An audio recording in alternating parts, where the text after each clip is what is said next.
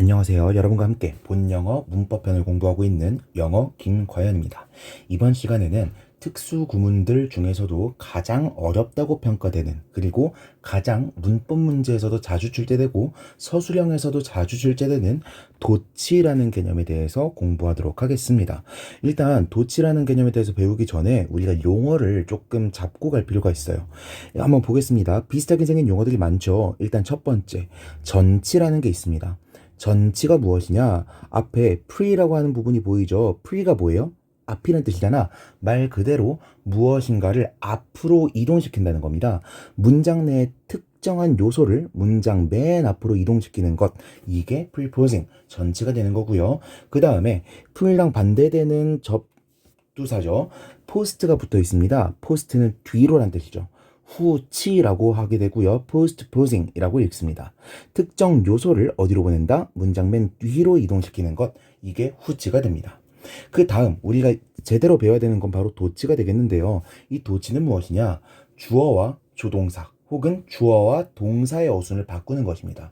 조금 더 이론적으로 설명하면은 둘의 위치를 어떻게 바꾸는 거냐? 조동사 혹은 동사를 어디로 보낸다? 주어의 앞으로 보내는 것이다 라고 볼 수가 있겠습니다. 오케이. 그래서 제가 도치의 종류는 이렇게 두 가지로 나눠서 설명을 할 예정인데요.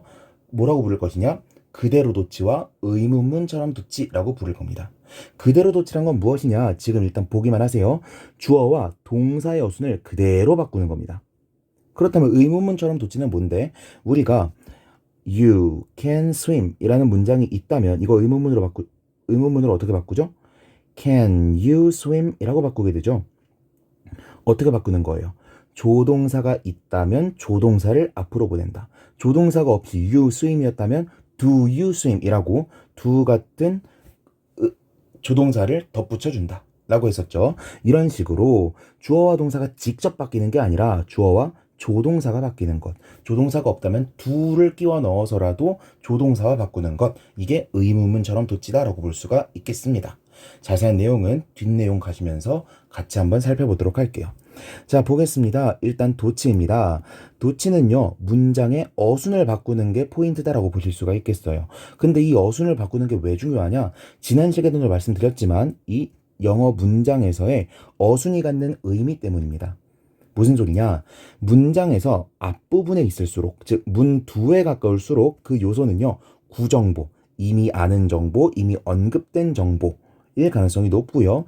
이야기의 주제 혹은 배경 혹은 전제를 맡고 있을 가능성이 높습니다. 즉 초점을 받는 정보가 아니라 그냥 내가 말하는 것일 가능성이 높다라는 거예요.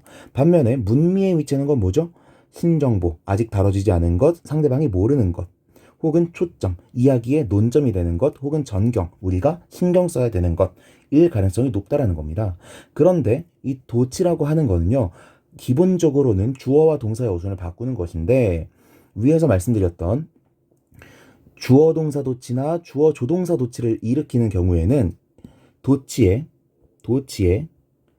전치라는 과정이 섞여 있게 됩니다.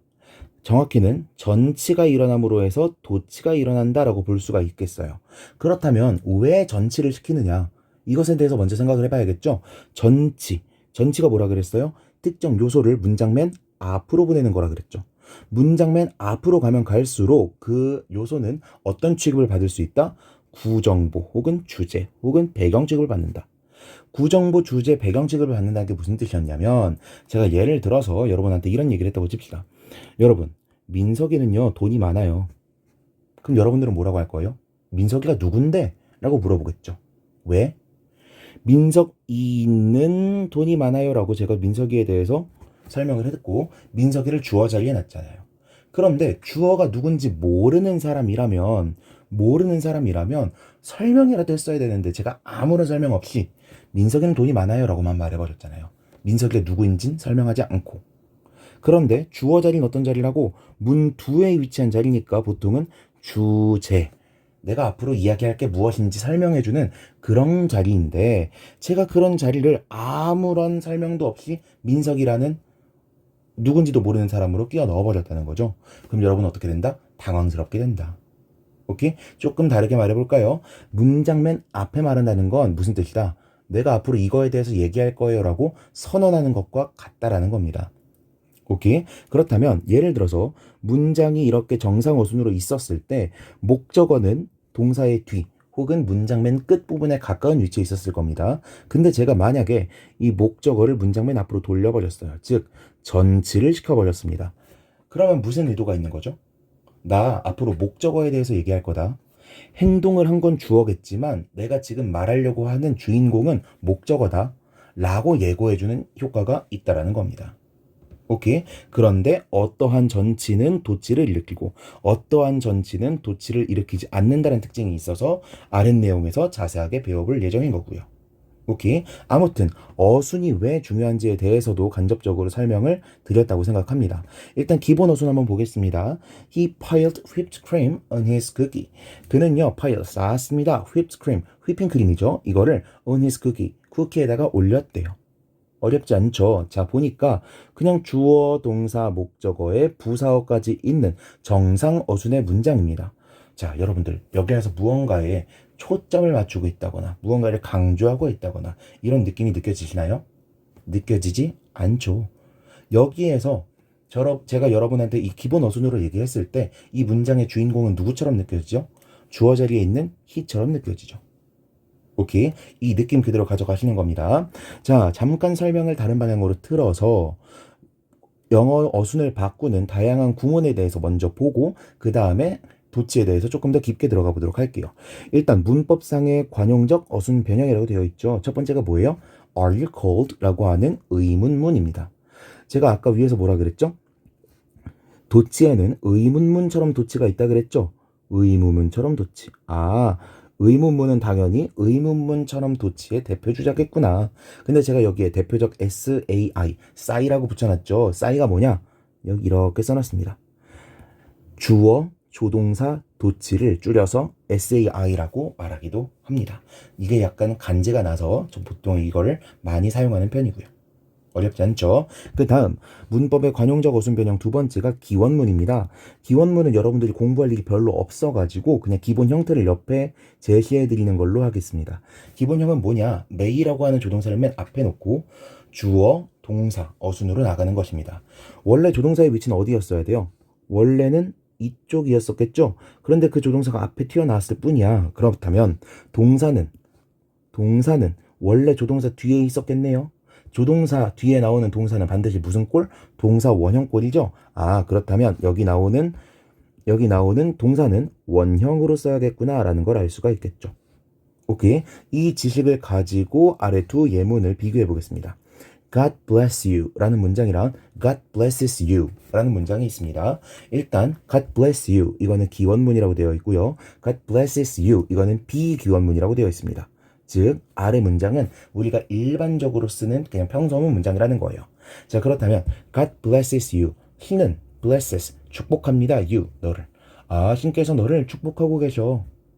이런 의미로 쓰였겠죠. 그런데 God bless you 라고 god이라는 3인칭 단수 주어가 나왔음에도 불구하고 s를 붙이지 않은, 즉 수일치하지 않은 동사 원형꼴이 사용되었다라는 거는 이게 무슨 문이라는 뜻이다? 기원문이라는 뜻이다. 그렇다면 진짜 기원의 의미로 해석해야겠죠. God bless you. 신께서 당신에게 축복이 있으시기를, 신께서 당신을 축복하시기를, 이런 의미로 해석하시면 되는 겁니다. 어렵지 않죠? 그 다음 세 번째로 넘어가 보니까 Should see him, give him my message 라는 문장입니다. 이거 이 바로 다음 챕터가 조동사고요. 조동사 바로 다음 챕터로 제가 가정법에 대해서 설명드릴 건데 이걸 흔히 말하는 가정법 도치라고 합니다. 가정법 도치. 실제로는 가정법에서만 사용되는 건 아니고 조건문에서는 다 사용되는 패턴이다라고 볼 수 있는데 조금 더 부연 설명하자면 만약에 if 다음에 주어 동사가 이렇게 나와 있었습니다. 근데 if가 만약에 삭제를 당했어. if를 생략시켰어. 그럼 if가 생략됐다라는 t를 어딘간 내줘야 되잖아요. 그래서 주어와 동사의 어순을 이렇게 바꿔줍니다. 오케이. 그래서 조동사인 should가 주어 you 앞으로 튀어나갔다라고 볼 수가 있겠고요. 해석할 때는 어떻게 하면 되겠어요? if가 있었던 것처럼 해석하면 되겠죠. Should see him 이라고 하면은 너 혹시라도 그를 본다면 이라고 해석해주면 되는 겁니다. 아시겠죠? 그 다음 Please do something, cried Eva 라고 되어 있죠. 화법 관련된 도치인데요. 보니까 뭔가 인용이 되어 있죠. 누군가가 말했던 것을 직접 화법으로 옮긴 겁니다. 그랬을 때 그 옮긴 말을 표현해 주는 거. 에바가 울부짖으며 말했습니다. 라고 말할 때 우리는 도치를 시킬 수 있다라는 겁니다. 어떨 때 시키게 되느냐? 첫 번째, Eva cried, please do something 이 아니라 please do something, cried Eva 이렇게 나왔죠? 여기 논평하고 있는 이 부분이 전달하고 있는 이 부분이 말하고 있는 이 직접 인용된 부분에 뒤에 나올 경우에 도치가 가능한 거고요. 주어가 대명사로 나오면 보통 도치를 시키지 않고요. 주어가 대명사가 아니면 도치가 가능합니다. 가능하다고 말하는 거는 할 수도 있고 안 할 수도 있다는 뜻이죠. 그런데 하는 게 더 자연스럽습니다. 왜 그럴까? 잠깐 생각해보면 일단 말하고 싶은 내용을 먼저 말했어. 그 다음에 cried 말했다라는 사실이 중요해요? 누가 말했는지가 중요해요? 누가 말했는지가 더 중요하잖아. 그런데 제가 아까 뭐라 그랬죠? 문장 뒤쪽으로 갈수록 더 신정보에 가깝다 그랬잖아요. 그러니까 please do something 했습니다. 에바가 했습니다가 말했단지 울부짖었단지 그런 거 별로 안 중요하다고. 누가 말했는지를 더 부각시켜주기 위해서 에바를 뒤로 뺀 것이다 라고 보실 수가 있겠습니다. 아시겠죠? 자, 그 다음 억구 강조라고 되어 있습니다. 억구 강조라고 되어 있으면서 지금 전부 다 어떻게 되어 있죠? 무언가 요소가 맨 앞으로 튀어나와 있죠. 그리고 뭐 어쩌고저쩌고 강조되어 있는데 앞에 거 보니까 부사 강조, 부정어 강조, 목적어 강조라고 되어 있습니다. 이거 무슨 뜻일까? 위에서 말씀드렸던 전치의 예시를 보여주고 있는 거예요. 전치 영어로 뭐라고요? preposing이라고요.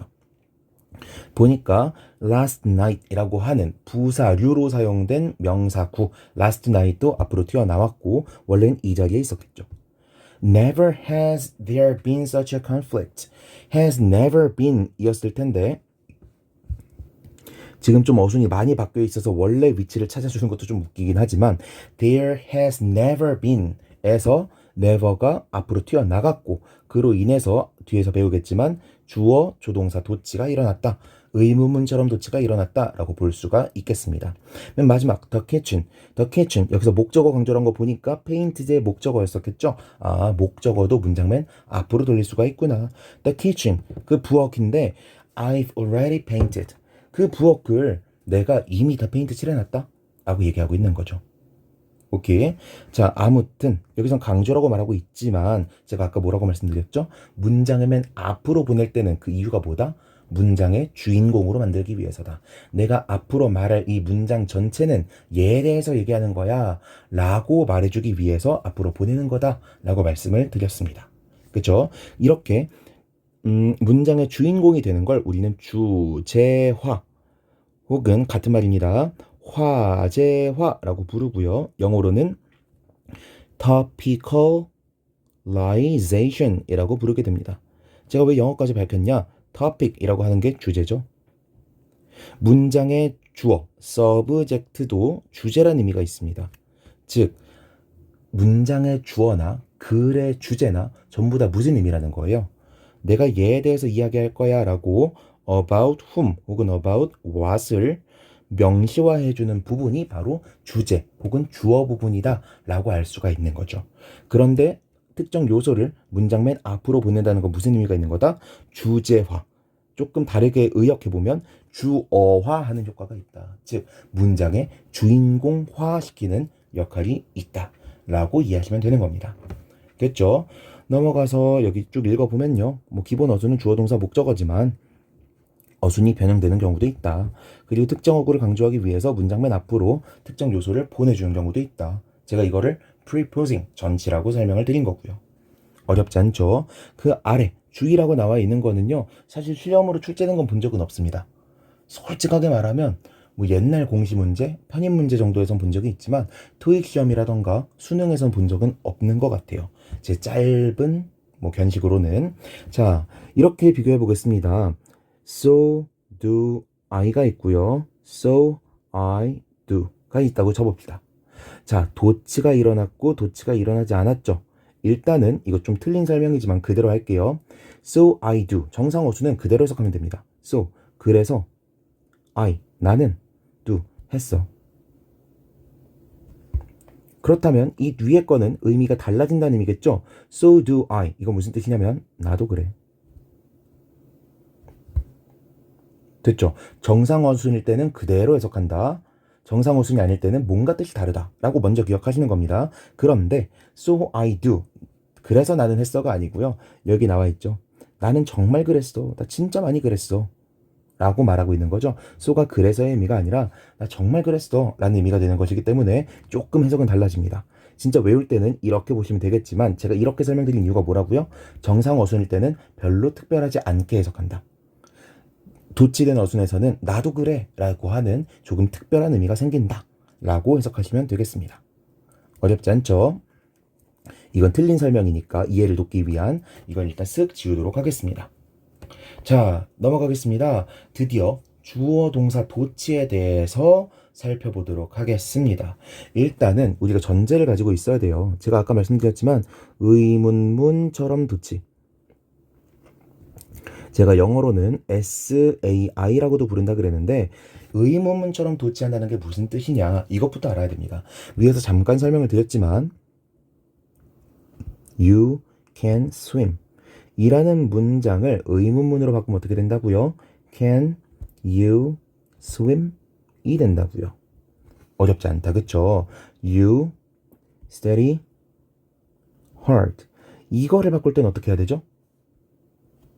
이걸 바꿀 땐 의문문을 만들 땐 일반 동사가 직접 문장 앞으로 튀어나갈 수가 없습니다. 반드시 일반 동사일 때는 조동사 do를 삽입시켜 놓고 이 do가 이동하도록 만들어줘야 됩니다. 그래서 do you study hard 이런 문장 형태가 되는 거죠. 오케이. 그렇다면 이건 어떨까요? You are a teacher. 이 문장을 의문문으로 바꾸려고 하면 어떻게 해야 되죠? 여기 나와 있네요. 비동사는요, 그 자체로 조동사 취급을 합니다. 그래서 얘는 그대로 지가 앞으로 이동할 수가 있습니다. 그래서 are you a teacher? 이렇게만 바꿔주면 되는 거예요. 자, 그렇다면 조동사가 있을 때 뭐 헷갈리지 않아. 비동사가 있을 때 얘는 더 헷갈리지 않지. 유일한 동사가 그냥 지가 앞으로 튀어나간다고 하니까. 근데 우리가 눈여겨봐야 되는 거 뭡니까? 일반 동사가 나왔을 때는 반드시 do, does, did 같은 애가 대신 튀어나간다 라는 특징이 있는 게 의문문이었고 우리가 지금 보게 될 의문처럼 도치는 이것과 같은 패턴을 가지게 될 것이다 라는 겁니다. 어떤지 한번 봅시다. 자, 일단은 도치를 일으키는 전치가 존재한다고 말씀을 드렸었습니다. 그 전치의 종류를 위에 적어놨습니다. 자, 전치의 종류는 크게 네 가지로 볼 수가 있어요. 목적어 전치, 부정어 전치, 부사어 전치, 보어 전치. 이거 다 무슨 뜻이에요? 목적어를 문장 맨 앞으로 보낸다. 부정어를 문장 맨 앞으로 보낸다. 부사어를 문장 맨 앞으로 보낸다. 보어를 문장 맨 앞으로 보낸다라는 겁니다. 그런데 제가 이렇게 순서를 정해놓고 이렇게 갈라놨죠. 목적어를 문장 맨 앞으로 보낼 때는요. 도치가 일어나지 않습니다. 도치가 일어나지 않는다는 건 무슨 뜻이에요? 주어와 동사의 어순이 바뀌지 않는다. 목적어만 앞으로 보내고 끝이다라는 겁니다. 그 증거를 위해서 봤죠. 목적어를 문장 맨 앞으로 보내니까 어순이 바뀌었어요? 안 바뀌었어요? 안 바뀌었어요. 그렇죠? 하지만 부정어나 보어나 부사어를 문장 맨 앞으로 보낼 때는 도치라는 현상이 일어난다라는 겁니다. 그런데 제가 부정어 도치랑 부사어 보어 도치를 이렇게 갈라놨죠. 부정어 도치는요. 의문문처럼 도치를 일으키고요. 부사어 도치와 부어 도치는 그대로 도치를 일으키게 됩니다. 자, 어떤 식으로 이루어지는지는 예문을 통해서 한번 보도록 할게요.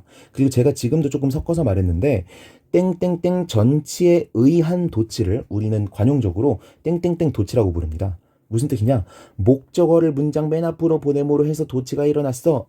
이거를 정식으로 말하면 목적어 전치에 의한 도치라고 불러야겠지만 실제로는 뭐라고 부른다? 목적어 도치. 이런 식으로 부르게 된다는 겁니다. 비록 목적어는 도치를 일으키지 않지만요. 자, 보겠습니다. 첫 번째 부정어 도치입니다. 부정어, 제가 주황색으로 밑줄 친 부분이 문장 맨 앞으로 튀어나감으로 해서 그 뒤에 절이 주어 동사가 바뀌게 되는 것입니다. 그래서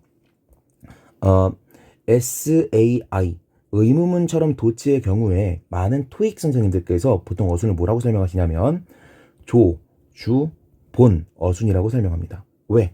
did라는 조동사, I라는 주어, dream이라는 본동사 이런 어순이 나오니까요. 조주본, 조주본. 조주본이라는 말 자체가 뭐라고 이해하시면 된다고요? 의문문처럼 돋지. SAI의 어순이다라고 보시면 되는 거예요. 한번 보겠습니다. Little did I dream that I would win the race. Little, 거의 did I dream, 나는 꿈꾸지 않았어. that 이하라고. I would win the race. 내가 레이스에서 이길 거라고. 어렵지 않죠? 그냥 해석할 때 그대로 해석하시면 되는 거예요. 거의 안 했어. Did I dream? 꿈꾸지 않았어. 라고 그냥 앞에서부터 스무스하게 해석해 나가시면 되는 겁니다. 주어, 동사, 목적어처럼 은는이가 동사, 뭐뭐를 이런 식으로 딱딱딱딱 해석 방법을 정해주면 너무 좋겠지만 도치, 전치가 섞인 문장들은 그렇게 하려고 하면 너무 힘듭니다. 그냥 앞에 나온 요소는 앞에 나온 요소대로 그냥 해석하고 앞에서부터 그냥 밀고 나가시는 거예요. 아시겠죠? 그 다음 거 보겠습니다. 지난 시간에 배웠던 not until 구문입니다. Not until we lose our health. 건강을 잃고 나서야 do we know. 우리는 알게 됩니다. its value. 그것의 가치를.